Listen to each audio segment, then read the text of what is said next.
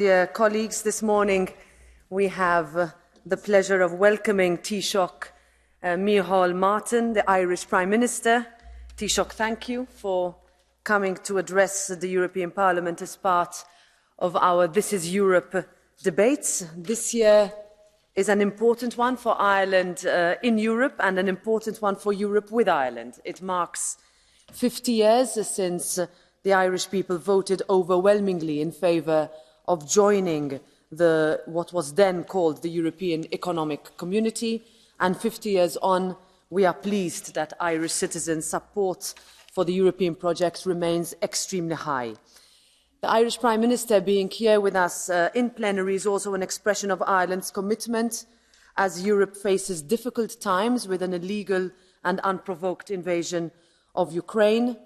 Over the years, the European single market has helped Ireland's economy become highly competitive. But Ireland continues to give a lot back to Europe too, economically, politically and socially. Economically, Ireland's success story has allowed it to move from net recipient to net contributor to the EU budget. And politically, Ireland plays a central role in shaping common policies, particularly on finance, on the environment and on providing vital aid to Ukraine. And here I must commend Ireland for being the first country in the European Union to waive visa requirements for Ukrainians and for welcoming nearly 30,000 displaced Ukrainians who have sought shelter. We are all painfully aware that Ireland is particularly affected by Brexit, and good relations with the United Kingdom remain in all our interests, especially in this new geopolitical context. On Northern Ireland, all the European Union institutions are aligned. Renegotiating the protocol on Northern Ireland is not an option. The European Parliament has reiterated its unwavering support for the protocol on several occasions, and we remain fully committed to preserving the peace on the island of Ireland. Last night, this Parliament officially took receipt of a gift from the Irish government of a bust of former member of the European Parliament and Nobel Peace Prize laureate John Hume. His legacy is an inspiration with regards to conflict resolution and with regards to respecting differences. His work in brokering peace on the island of Ireland and in hammering out the Good Friday Agreement is highly respected and honoured in this House. This Parliament is attached to multilingualism, and with the Irish language now a fully fledged official EU language, let me say in Irish, Go raibh maith agat. Thank you.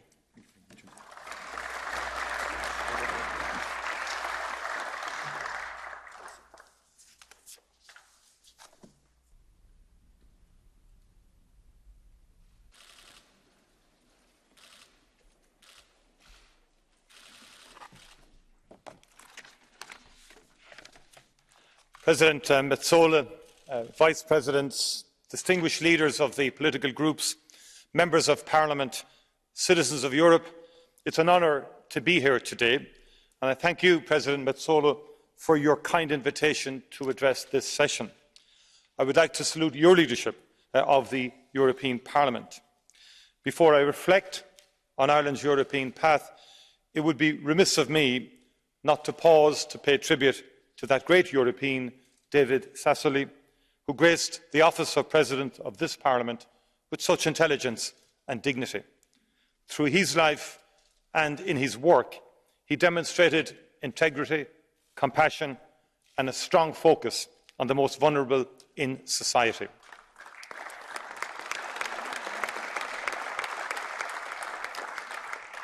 He will be long remembered, especially here in this Parliament, and he is sorely missed. May he rest in peace. In any measure, this is a critical moment in the history of Europe and the Union which we all share. We face a series of fundamental challenges.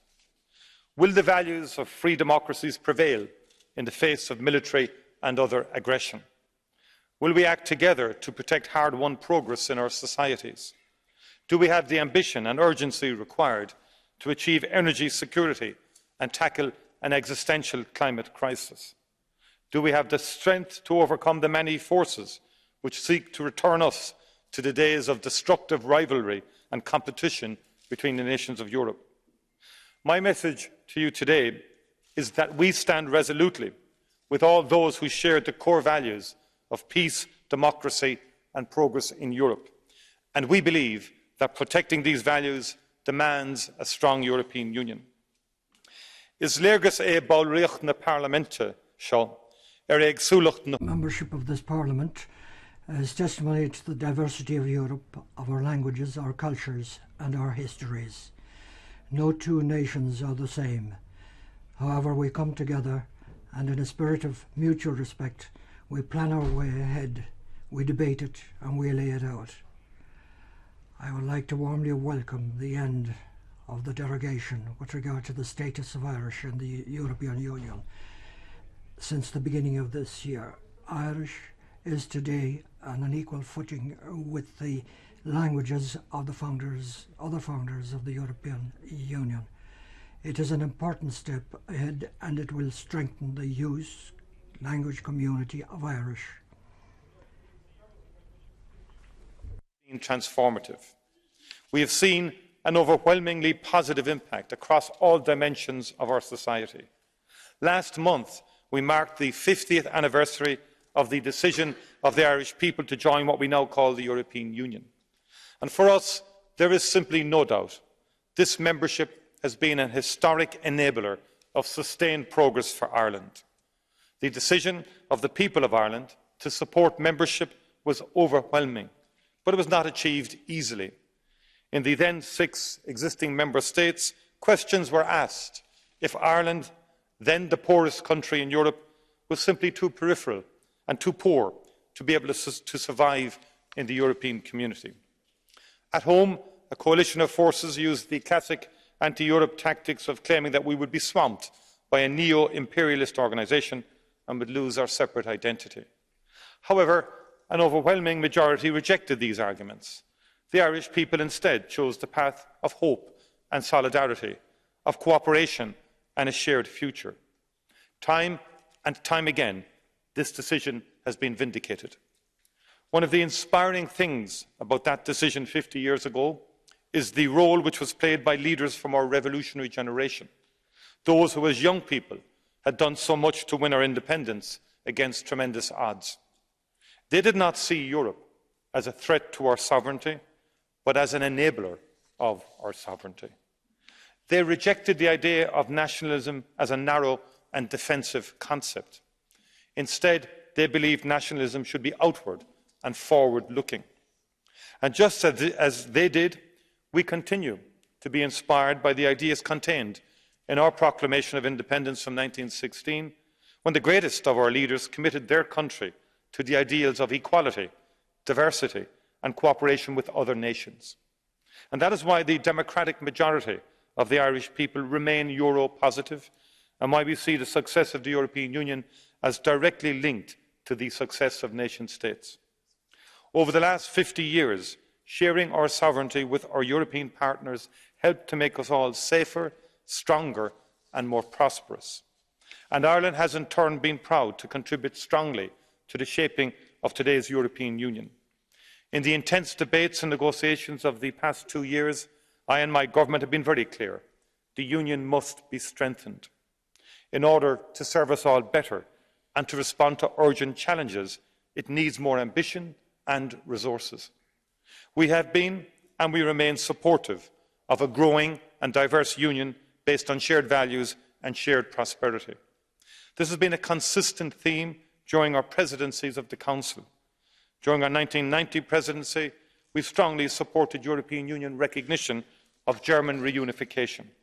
During our 2004 presidency, we worked to ease the arrival of 10 new member states to our union and hosted a day of welcomes to underpin this. Through enlargement, we have welcomed new communities, and they have since made a wonderful contribution to the Irish economy and society. And enlargement has been essential to strengthening our union as a whole. As we are seeing every day during the response to Russia's war against Ukraine, member states that secured their freedom from Soviet imperialism and totalitarianism are a powerful voice, reminding us that free democracy must be defended. I am strongly of the view that the prospect of membership can be a powerful driver of reform, and that membership itself is the most powerful tool we possess to enlarge the sphere of democracy, peace and security in our region. Our treaties are clear that any European state which respects the values of the Union and is committed to promoting them may apply to become a member of the Union. It should be a source of pride and inspiration that the Union continues to be a beacon of hope to people at our borders, to the people of the Western Balkans, to the people of Ukraine, currently sacrificing and enduring so much in defence of our shared European values, to the people of Moldova and of Georgia. We should support those looking to join in undertaking the reforms and preparations necessary, and when they meet the criteria, we should not place further barriers in their way. I strongly support Ukraine's application for membership, and I look forward to the Commission's opinion. I hope that, when the European Council meets in June, it will be possible to send the people of Ukraine a clear and positive message.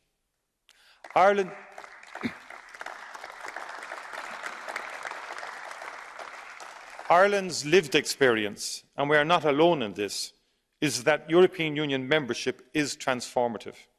It is not only about access to markets and to economic opportunity, though that is of course important. It is about what it means to people. People who send their representatives to this Parliament.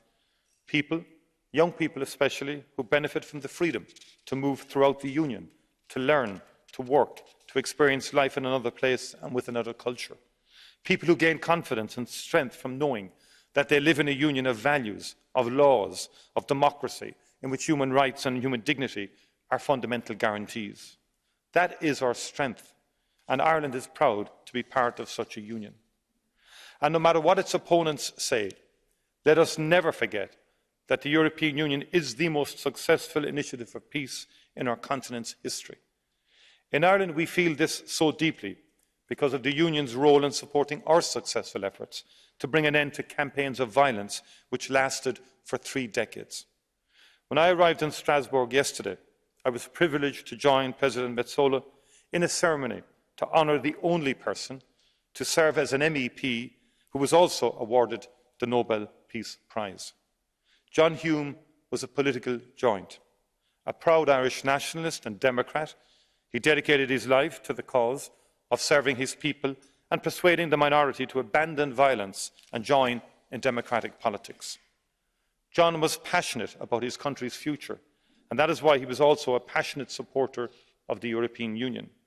And John had the vision to see the narrative of Ireland's path to peace in the wider narrative of peace in Europe, a peace built on respect for political and cultural diversity, cemented with economic interdependence. He overcame opposition from both extremes to chart a peaceful way forward for Ireland. His integrity and bravery shone through. With another courageous politician, David Trimble, he was awarded the Nobel Prize for an unwavering commitment to peace.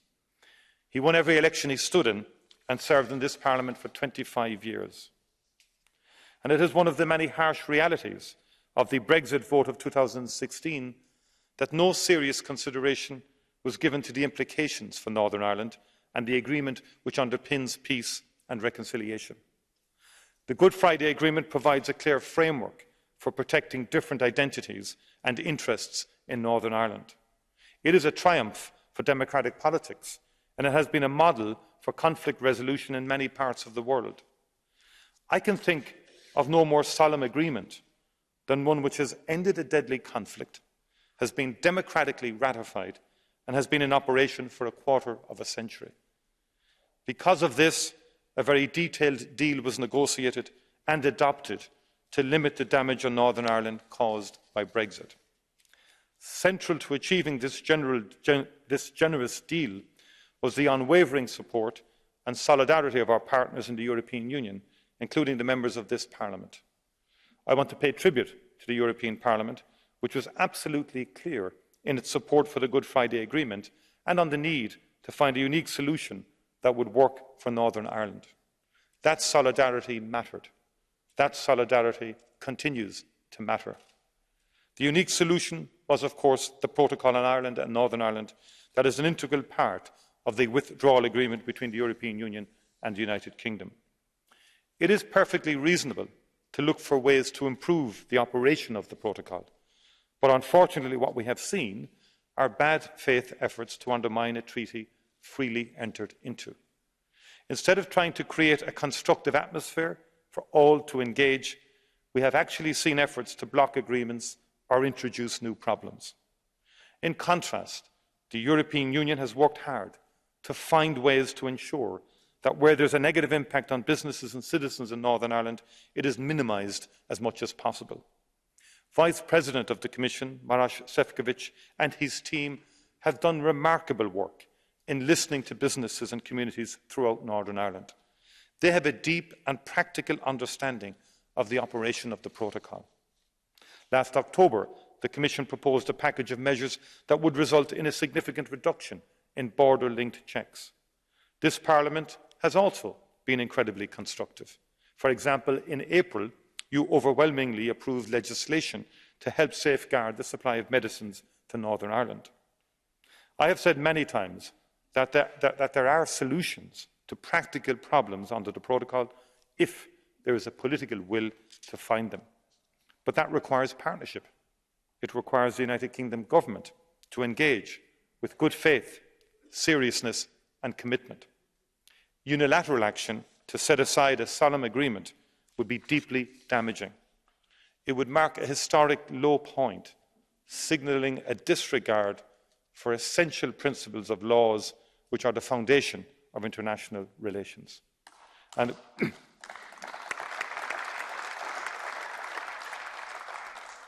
it would quite literally be to the benefit of absolutely no one. Without a spirit of partnership, there would have been no peace process in Northern Ireland. Without trust, without engagement, without a willingness to see things from the point of view of others, there would have been no Good Friday Agreement, no quarter century of peace in Northern Ireland in which young people have been able to grow and to flourish as themselves. All of us in positions of leadership owe it to them not to treat lightly what was so hard won. As we look across our continent, as we see what is at stake when the rule of international law is threatened, it falls to all of us to work together and to stand by what we have agreed. I am humbled and inspired by the extraordinary courage and resolve of the people of Ukraine as they defend their country and their right to determine their own future. The conflict is, at its most fundamental, about two utterly incompatible views of the world, autocratic and democratic. The new imperialism of Putin's regime must not stand. Ukraine's cause must be the cause of every person who believes in free democracy. As the European Council said once again last week, Russia must end its slaughter and withdraw from the entire territory of Ukraine. I know that the Speaker of the Ukrainian Parliament, Mr. Ruslan Stefanchuk, is here in Strasbourg today, and to him I say, Ireland unequivocally supports your country, your people, and your right to a peaceful, democratic and prosperous future. We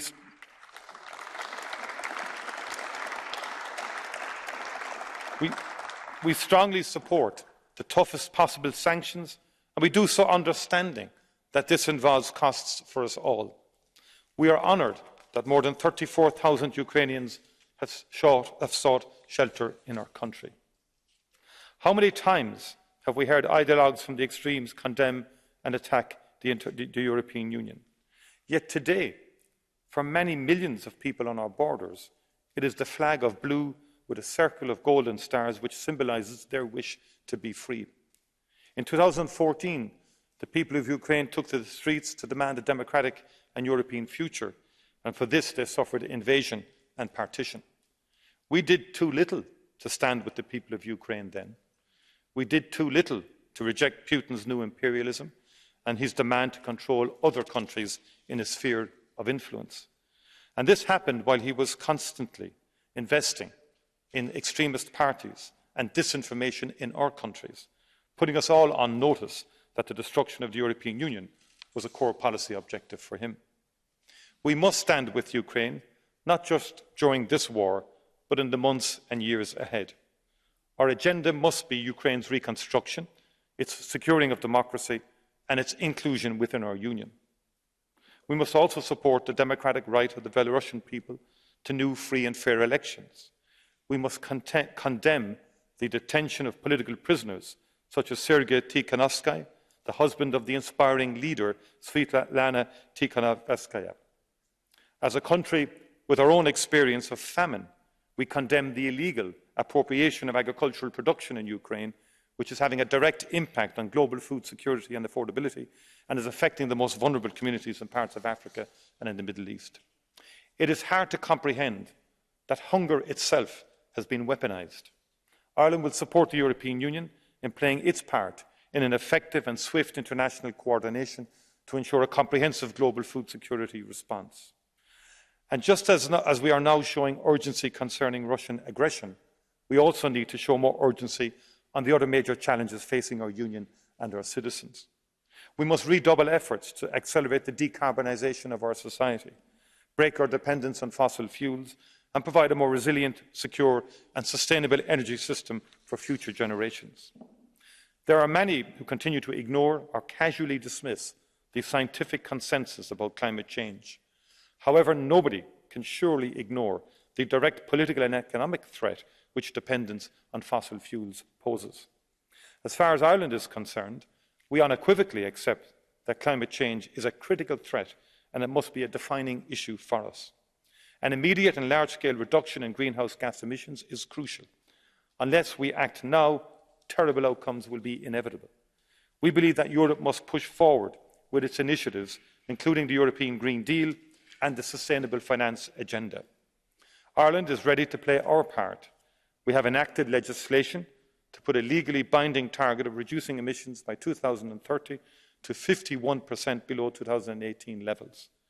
In taking the necessary steps, we must bring our citizens with us and ensure a just transition for all. Let us make sure that the regions which are most affected get a genuine opportunity to transition to a longer-term, more secure and more prosperous role in energy production. I remain confident that we can rise to this challenge. In this, I am inspired by how we came together in the face of the largest pandemic the world has experienced in a century. Despite the unprecedented nature of COVID-19, and after some initially hesitant steps, the European Union quickly came together in an unprecedented way in support of its citizens, businesses and member countries, making it a role model for the world. We played a pivotal role in supporting vaccine development and procurement, becoming the leader internationally in the production and distribution of vaccines. Through Next Generation European Union, the Member States and institutions came together in solidarity to address the economic impacts of the pandemic across our Union, supporting not just our collective recovery, but the green and digital transitions we need to bring resilience to our economies and our societies. There are hundreds of thousands of people alive today because of how we worked together to understand, control and target this terrible virus. However, there is no question that we were not fully prepared for the pandemic and we had to innovate new policies rapidly. Our shared public health tracking and advice structures were not strong enough because we had not viewed this as a priority area. And this is one of the many areas we should address as we look to reforming and strengthening the Union. The European Union is by no means perfect. It is a project that must continue to develop and evolve, and differences will arise between Member States and between the institutions. However, it is our capacity to work together through these issues that makes the European Union something to be immensely proud of. Over the past 2 years, I have signalled at the Council that Ireland supports more ambition and urgency in developing the Union. We have rejected the idea that every debate must be a zero-sum fight between countries. And that is why, even though we are a net contributor, we supported a larger budget for the Union. The highly limited level of the budget means that the Union is often over-focused on a limited range of current or desired powers at the expense of a more active agenda of enabling activity. We believe that we need more investment in skills and research, the foundations for sustained prosperity for all our people. We have supported greater ambition on key reforms to fully address the policy gaps which caused so much damage during the financial crisis. We believe that the Conference on the Future of Europe has begun an important dialogue on our shared future. The recommendations of the conference include some very worthwhile suggestions that can be implemented quite quickly, as well as some that are more ambitious and wide-ranging. Let's focus on building a union which can directly enable action in critical areas, and by respecting important principles such as subsidiarity, we can have a more constructive debate. Our guiding principle should be: how can we best prepare our union to continue to meet the needs of its citizens into the future? Ireland is ready for this debate. We will work to constructively shape our new future and are open to treaty change if this proves necessary. We should first, however, do what we can within the existing framework. We have in recent months and years started to face up to the reality of challenges to the core founding principles of our Union. And this is not just an economic bloc. The treaties which we have all signed up open up great opportunities for us all, but they also carry fundamental responsibilities. The Union cannot work if its members refuse to follow the laws which apply to us all. And the Union cannot have a purpose if we do not absolutely insist on protecting democratic and human rights in all of our countries. As John Hume said, the basis of peace and stability in any society has to be the fullest respect for the human rights of all its people. For some time, we've been going through what has been called a democratic recession in the world. There has been an attempt to push back against the idea that democracy and human rights are fundamental to sustained human progress. Every day we are seeing the terrible human price paid when a country's leadership stops debate, closes down political competition, controls the economy and ends the rule of law. So as we learn the lessons of this moment, let's understand that if we want the values of a free, democratic and prosperous Europe to survive and succeed, we have to speak up for these values, and we have to do so even when it's uncomfortable. Jean Monnet famously said that Europe will be forged in crises and will be the sum of the solutions adopted for those crises. He has repeatedly been proven right. However, he missed an important extra element.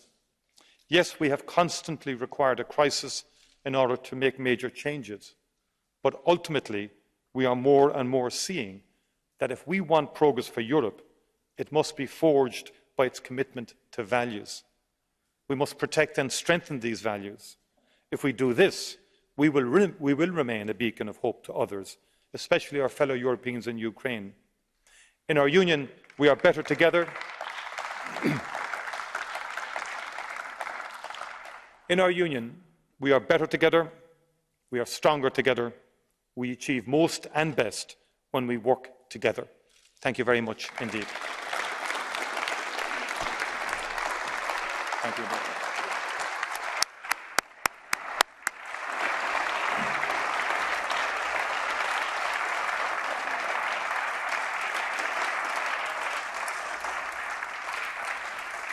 Thank you.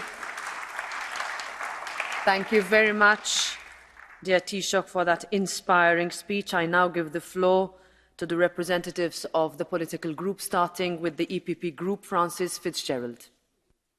President Metsola, Commissioners, colleagues, Taoiseach, thank you so much for so passionately and comprehensively outlining the importance of the EU to Ireland, past, present and future. As we both know, membership of the European Union has been nothing short of life-changing for the people of Ireland over the last 50 years.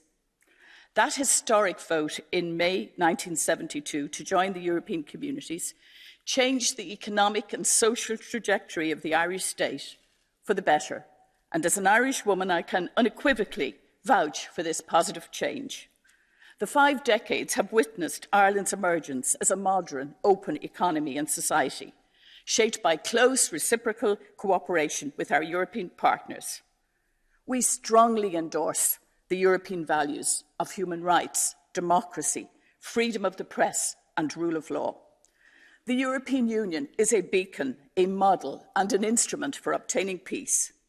Fittingly, last night, as the Taoiseach said, we paid tribute to a committed European, a peacemaker and a former member of this Parliament, John Hume. We remember his outstanding work for peace and his resolute determined stance against the use of violence in Ireland. He believed in and personified this institution, describing the EU as the most successful peace project in history. He believed in extensive dialogue to bring about peace. That approach is a hallmark of the EU's efforts to resolve outstanding concerns within the Protocol on Northern Ireland. The European way is to negotiate in good faith, and we expect the same in return from the UK, not bad faith. Taoiseach, you were right when you said it would be a historic low to break an international treaty. I also pay tribute to the Commissioners Maros Sefcovic and before him Michel Barnier for their efforts to resolve these issues. They have shown endless patience and resolve. And I want to take this opportunity to thank my fellow parliamentarians here in this House for their understanding, their deep understanding of the consequences of Brexit and for their unwavering support for Ireland as a small member state. The brutal Russian aggression and invasion of Ukraine illustrates the scale of the threat to multilateralism, to human decency and the international rule of law. All member states have a role to play in the future of defence and security policy. We must support one another. I believe that the future of Ukraine and other Eastern partners is within the EU. But I ask, is it good enough to say that your future lies in Europe? But that could be a generation away. The issues facing Ireland today are mirrored across Europe. Ireland's challenges are Europe's challenges, and Europe's opportunities are Ireland's opportunities. Ireland and the EU must continue to defend democracy and the people of Ukraine. We must respond comprehensively to the current challenges of the cost of living crisis, the energy crisis, and work together as we have done during COVID. We are creating the future by the decisions made here today and through our engagement with our citizens. Ireland's future is without doubt at the heart of Europe. Éireann go Brach and long live Europe. Gurav Mahagut. Thank you very much, Francis. Now, on behalf of the S&D Group, Pedro Marques.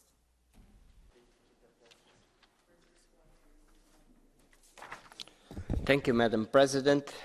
Mr. Micheál Martin, Taoiseach of Ireland, on behalf of the Socialists and Democrats and my leader, Irache García Pérez, I would want to welcome you to the House of the European Democracy. This Parliament is very much concerned about the position of the UK government on the implementation of the Northern Ireland Protocol and its impact on the Republic of Ireland, on Northern Ireland and on the UK, and globally on the Good Friday Agreement. So I would like to ask you, can you elaborate further on your views on this matter? And let me take the opportunity of having you here to address also a very different but also complex topic, tax competition.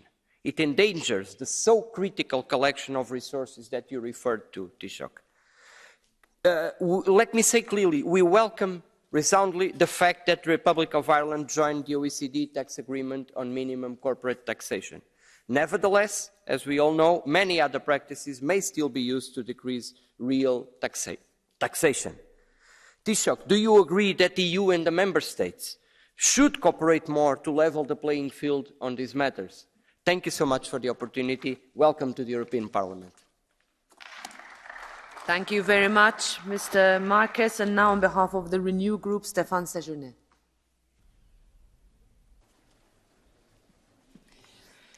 Merci, Madame la... Thank you, Madam President. Taoiseach, dear Micheál, thank you for your statement. Allow me, on behalf of a very pro-European movement in this Parliament, to state that we're proud of the Irish government. We can very much count on Ireland to stand up for European unity. Dear Taoiseach, the Irish people can count on Renew Europe and our members to defend their interests. For some time now, the interests of the Irish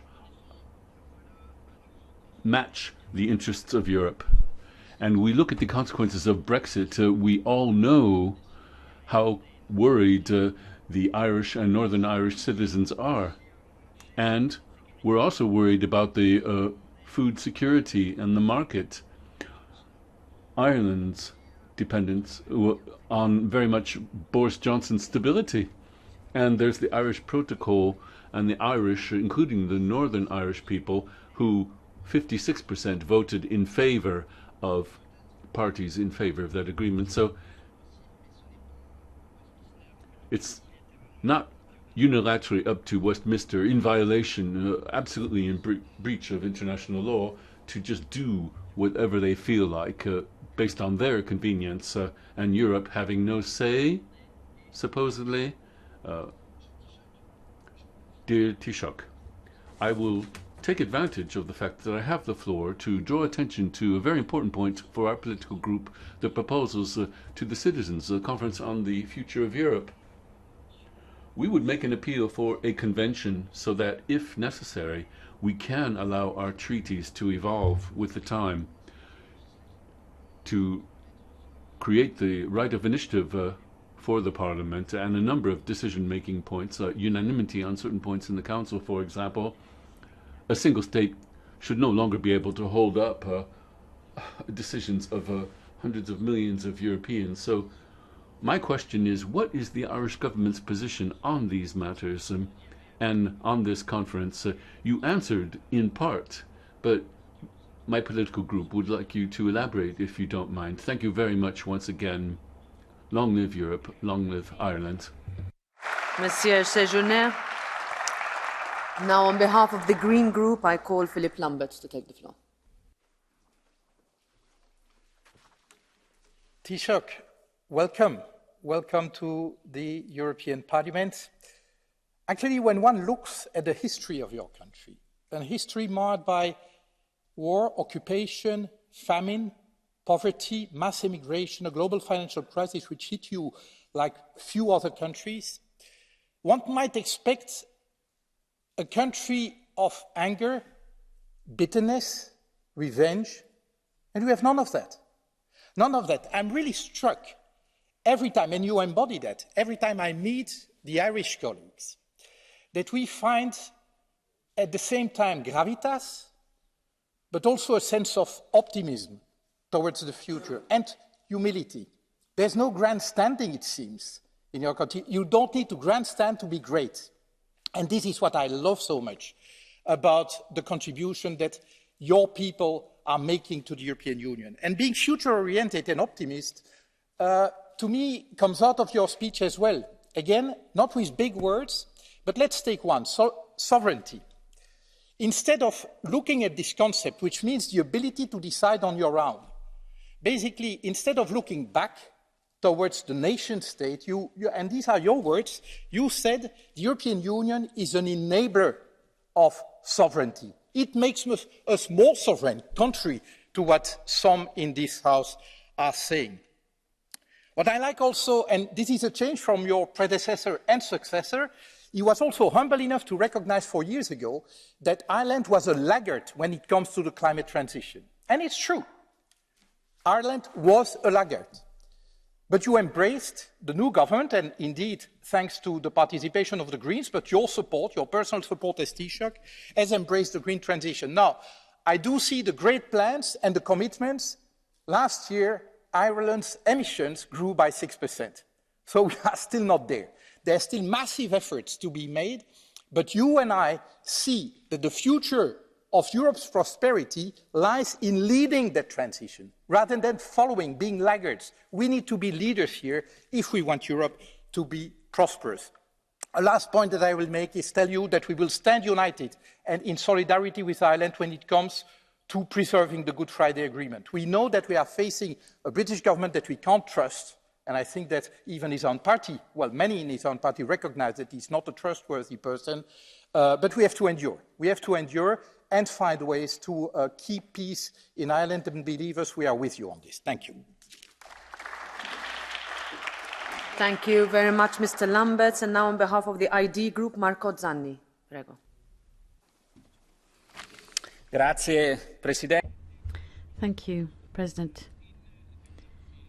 Taoiseach Martin, thank you very much indeed for joining us here today, because in these times of major difficulties, one of the most difficult moments faced by the European institutions, it's important to have an ongoing interinstitutional dialogue, in particular between this Parliament and representatives of member states. First and foremost, it's important to ensure coordination and dialogue to strengthen a point on which I believe the European institutions have been a little absent in these difficult times, and that's credibility. When a geopolitical challenge, a major one, is faced, as the one we are facing now in the light of Russian aggression, credibility is really crucially important.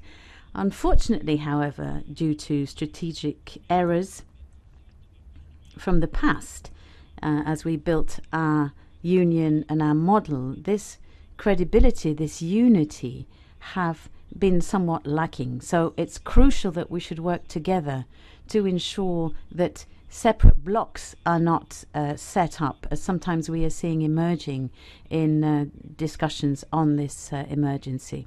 And we have to think about the why and how we can avoid these mistakes in the future.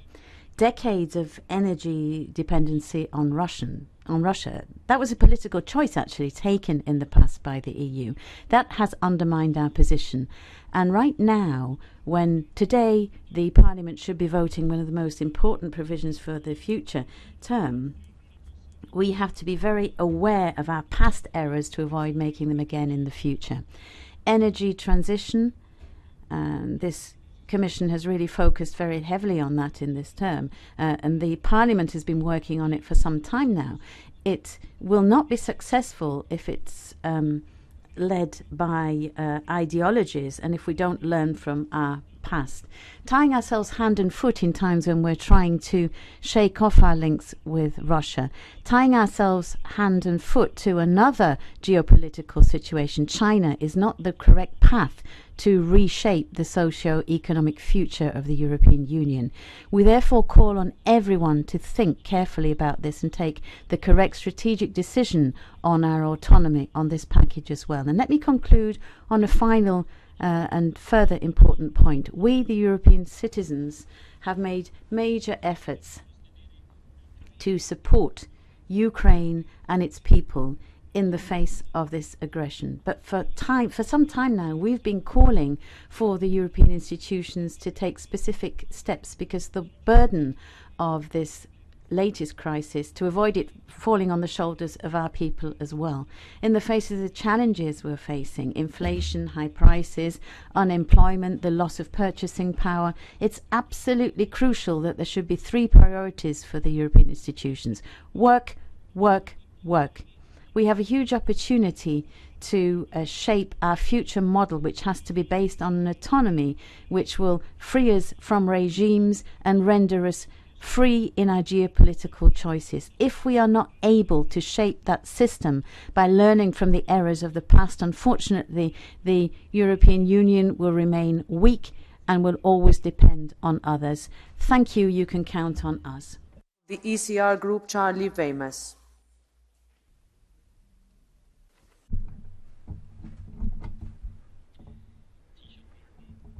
Taoiseach. Соціал-демократи Швеції сподівалися, що амністія для мігрантів у 2005 році нам надасть паузу. Але ми бачимо, що це не відбулося. І зараз One shooting a day, one bombing a week, in areas ruled by criminal gangs and clans caused Bild-Zeitung to name my country the most dangerous country in Europe. Now, I understand that your government is pushing through a mass amnesty. For how many, no one seems to know.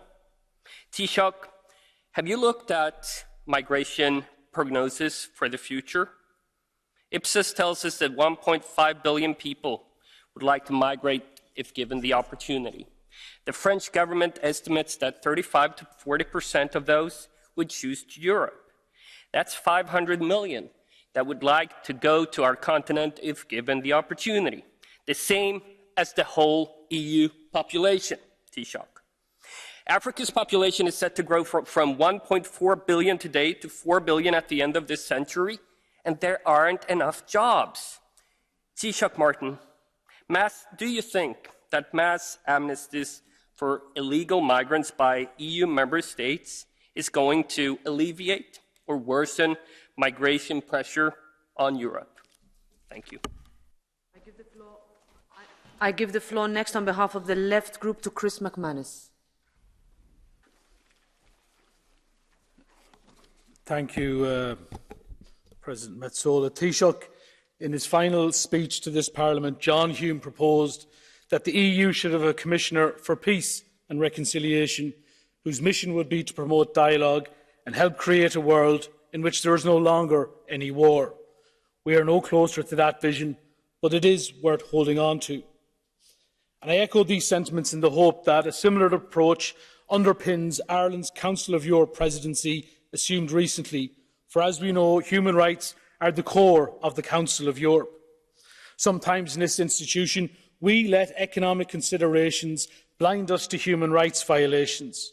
I refer specifically to the British government, which daily shows its contempt for the rule of law and, in particular, international human rights law. They are renouncing the European Convention on Human Rights and actively undermining the Good Friday Agreement. Not only are they unilaterally rewriting the protocol, but also imposing one-sided legislation on the legacy of the conflict, providing an amnesty for crimes committed by state forces. The international community has and needs to continue to defend the Good Friday Agreement. Finally, Taoiseach, could I remind you that human rights often intertwine with social and economic rights. The rights of ordinary people to a home must trump the supposed rights of those who are pricing people out of the housing market or charging extortionate rents. Thank you. I give the floor next on behalf of the non-attached members to Clara Ponsati-Obiols.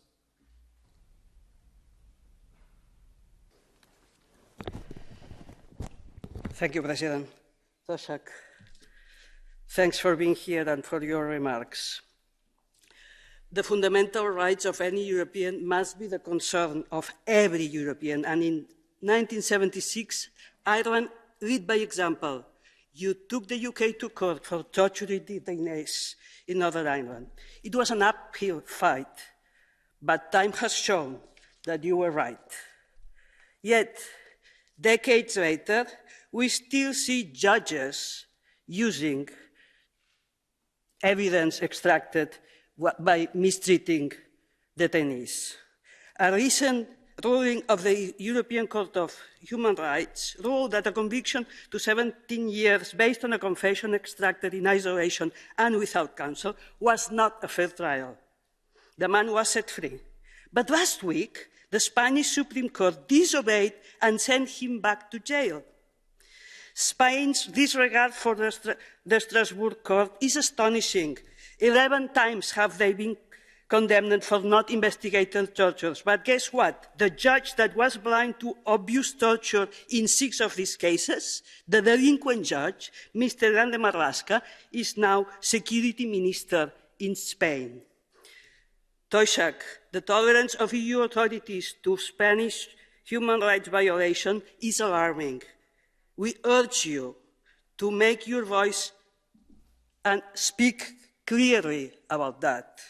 We need to hear Ireland's voice again. Please defend human rights for all Europeans. Thank you very much. I give the floor now once again to Taoiseach Martin to respond to the questions of the group leaders.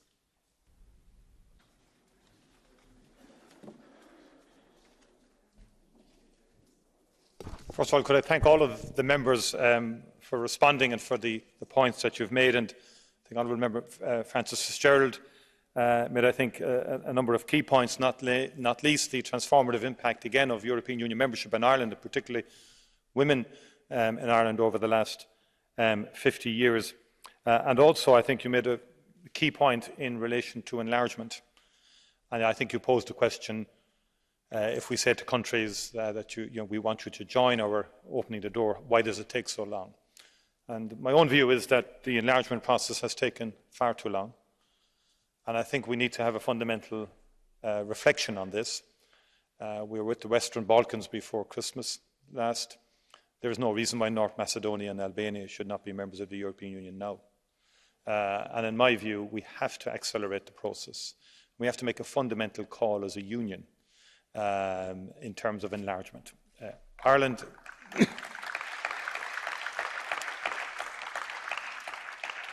My own personal view is coming from where we're coming from, Ireland, 1973. It has been transformative. There's no point in saying anything else. And because of that, I always feel it very difficult to put a barrier up against another country that wishes to join that fulfills the criteria. That would be our view. We don't think politics should get in the way, or localised or regionalised issues should get in the way of a country being allowed to join. I think it's a key question. It's a fundamental point that we should all reflect on. I think the next issue was 2 points from, I think it's Marquez, in relation to, first of all, the protocol. Now, you asked me to elaborate. I don't think I have the time to elaborate fully.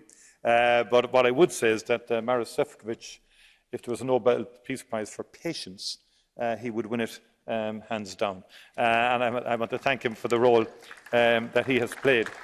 But to say that fundamentally where it's at is that unionist politicians have raised legitimate questions, issues around the operation of the protocol.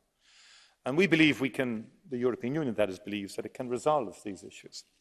But the fundamental question remains as to what the British government's ultimate position is. And that's why I referred in my opening address to the absence of political will. I just simply do not detect a sustained political will on behalf of the UK government to settle this and resolve this, because it, without question, can be resolved. And the more fundamental concern I have is on that overall stability of the architecture of the Good Friday Agreement and the spirit that informs that. I said earlier, that it took a lot of work from a lot of people to get the Good Friday Agreement over the line. And therefore, we should all be very, very careful in doing anything that could undermine that. And I feel the UK government is not giving due consideration to the totality of what's involved in the Good Friday Agreement. And on tax competition, again, Ireland was very constructive and cooperative in terms of the OECD process, and we've signed up to that as a country. We continue to engage at international level in all fora in relation to tax issue. But the more fundamental issue that we find now in terms of foreign direct investment coming into Ireland is the talent question. And most companies are in search of talent or ability and so on. That speaks to the question of migration that a colleague also spoke about and questioned Ireland's, asserted that there was an amnesty in Ireland. There's no amnesty in Ireland, but we do believe that if the undocumented are undocumented for a long period of time, they need to have their lives regularised. They need to have their lives resolved and become full citizens of Ireland. That's what we're doing. And just would make the point in terms of the question around migration. The reason President Biden is President of the United States is because of an enormous migratory trail from Ireland to the United States after the famine and throughout the 19th century. We are the last country to start condemning migration or to take a very narrow perspective on migration. And that is our position on that. And one of the transformative things in Ireland today is the multiculturalism of modern Ireland. That so many countries have come from within Europe, or citizens have come from within Europe and beyond Europe to live in Ireland. I was taken by what Philip said earlier, that there is still that generosity of spirit still in Ireland, and that engagement, and long may that continue. We have to work at that. There are always challenges around that. And I take on board what the nice comments you made in terms of humility and gravitas and so on. Although the city I come from in Ireland, people don't normally associate us with humility or modesty, but that's an internal Irish matter. But I do take your point on climate change. It's about delivery now. We have passed the legislation. I think what we have done, though, is put the template in place and the foundations for fundamental change into the future. The real challenge is delivery and really getting political consensus on delivery. And I'm passionately committed to this and to the restoration of biodiversity as well. And we've a journey to travel, but we're committed to doing it, and the legal framework is in place. And if I say so, offshore wind is will be a very big development in Ireland over the next decade or so, and we will be a net exporter in the mid-2030s of energy because of the fact that we have a lot of wind around our coast, which is 7 times the landmass of Ireland. And in terms of, I think Stephanie's point in terms of the Conference of the Future for Europe, we are very open, and I'm very open to the idea of treaty change on the basis of the enlargement question. If we enlarge, we have to work out how we manage and operate the Union more efficiently and more effectively. We can't operate with old rules as the Union enlarges itself. So we're very much in favour of really pursuing that particular issue and being open to change in terms of how we do things within the Council, the Parliament's right to initiative, and so forth. I would have a strong belief in public health, for example. I was a former Minister for Health. I witnessed how every domain, every national state, we can't allow our health systems or whatever be the competency to move to Europe and so on. Well, we saw during the pandemic, public health now as a discipline within the broader health arena really is a European competency. And the HERA initiative and all of that is essential to the future of public health across Europe. When I was the Minister for Health, there was no chance of procuring vaccines. Not a chance. It was so discordant and so forth. To me, it was a marvel to see Europe procure vaccines, enable the production of vaccines, and become the largest donor of vaccines in the world, for which the European Union doesn't get credit. The largest donor and most consistent donor of vaccines across the European Union. In terms of the energy transition, and I think, Zani, if I might have the names correct, but the point made in relation to the geopolitical situation, ties to China, I think the war on Ukraine is causing us all to reflect very deeply on how we develop relationships into the future, how we maintain them in terms of the rule of law, values and democracy. And I think that's going to be a period of further reflection in terms of how we engage with others who also transgress the fundamental values in our system. I think I've dealt with the migration issue. Suffice to say that we need to work much harder on climate change, on a whole range of issues, to reduce the necessity for migration and to enable sustainability within many countries in the neighbourhood of Europe and in Africa in terms of economic sustainability, social sustainability, climate sustainability. That's ultimately the way that we have a proper balanced approach to these issues.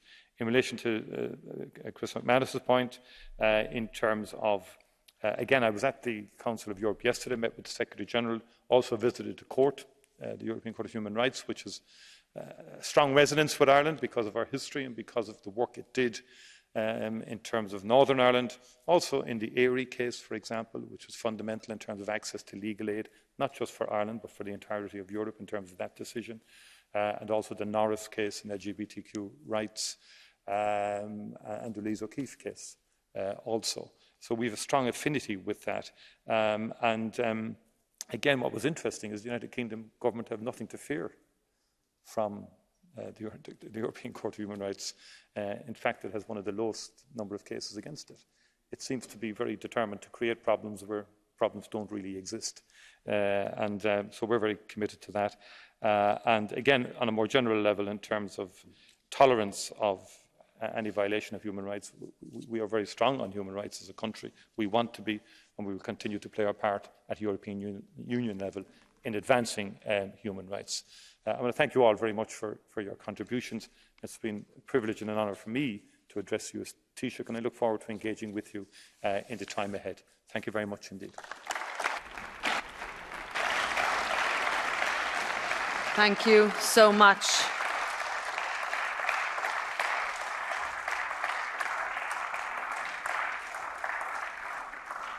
Thank you so much, dear Taoiseach Micheál Martin, for those comprehensive replies. I see the reaction from the room is testament to the engagement of this Parliament in the ongoing discussion that we can have with you and your country. Dear colleagues, the debate is closed.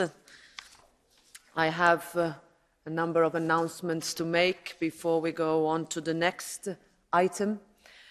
In relation to the decisions by the ITRE and ECON committees to enter into interinstitutional negotiations pursuant to Rule 71, paragraph 1, announced at the opening of the session on Monday, the 6th of June. I have received no request for a vote in Parliament by members or political groups